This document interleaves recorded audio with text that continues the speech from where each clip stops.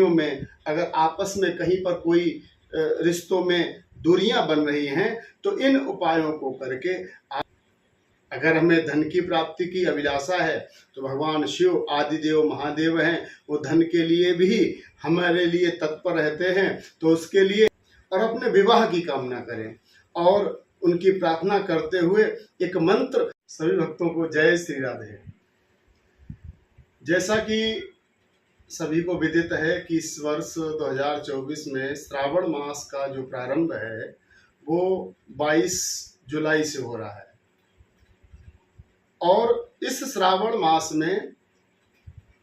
सन 2024 में 5 सोमवारों का संयोग पड़ रहा है। तो जो प्रथम सोमवार है वो 22 जुलाई को रहेगा और दूसरा सोमवार श्रावण महीने की में 29 जुलाई को और तीसरा सोमवार 5 अगस्त को, चौथा 12 अगस्त को और पांचवा 19 अगस्त को पड़ेगा। विशेषकर अगर हम किन्हीं विशेष कार्य के लिए अगर भगवान शिव का आराधन करते हैं, उनकी उपासना करते हैं, तो हमें ये जो श्रावण के जो सोमवार आते हैं, वैसे तो भगवान शिव आदिदेव महादेव हैं, उनकी किसी प्रकार से पंचोपचार षोडशोपचार जो भी पूजन हम करेंगे तो उसका विशेष हमें लाभ मिलेगा। लेकिन अगर हम वहीं भगवान शंकर की आराधना उपासना विशेष अनुष्ठान के द्वारा अगर श्रावण महीने में करते हैं तो हमको उसका विशेष लाभ प्राप्त होगा। अभी जैसे कि 22 जुलाई को श्रावण महीने का जो प्रारंभ हो रहा है तो इसमें हम क्या करें कि नित्य नैमित्तिक क्रियाओं से निवृत्त होकर के प्रातः स्नान करने के उपरांत में अगर आपके ग्रह के निकट अगर कोई भगवान शिव का शिवालय है तो वहाँ पर भी जाकर के अनुष्ठान कर सकते हैं, नहीं तो अपने घर पर ही भगवान शिव का जो लिंग स्वरूप है उसकी भी आराधना कर सकते हैं, जिसमें पंचोपचार में धूप दीप नैवेद्य पुष्प अर्पित करते हुए भगवान शिव को जलहरी के द्वारा आप अभिषेक कर सकते हैं। तदुपरांत बेलपत्र का जो भगवान शिव को सर्वाधिक प्रिय है वो आप अर्पण करके अपने मनोवांछित फलों की प्राप्ति कर सकते हैं। और अगर हमें अपने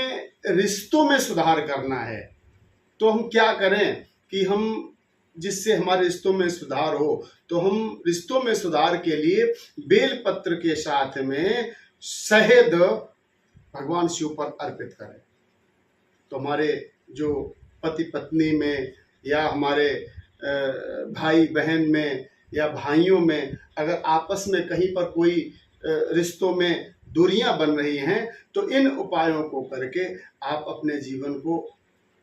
रसमय और सौहार्दपूर्ण अपने जीवन को बना सकते हैं।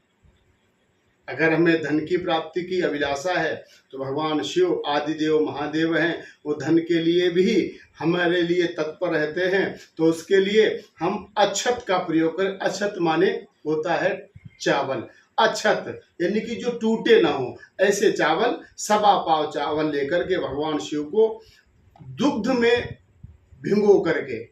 आप शिवलिंग पर समर्पित करें। अगर हमें संतान सुख की प्राप्ति की कामना है, अगर हमारी किसी माता बहन को एक लंबे विवाह के उपरांत एक लंबे समय तक अगर संतान सुख की प्राप्ति नहीं हो पा रही है तो इस वर्ष वो भगवान शिव के इस पवित्र मास श्रावण के महीने में, जो कि हमारे हिंदू धर्म के मान्यता के अनुसार पंचम महीना जो बताया जाता है, 5वां महीना बताया जाता है, इसमें भगवान शिव की आराधना करते हुए उन पर मूंग की दाल के 108 दाने समर्पित करें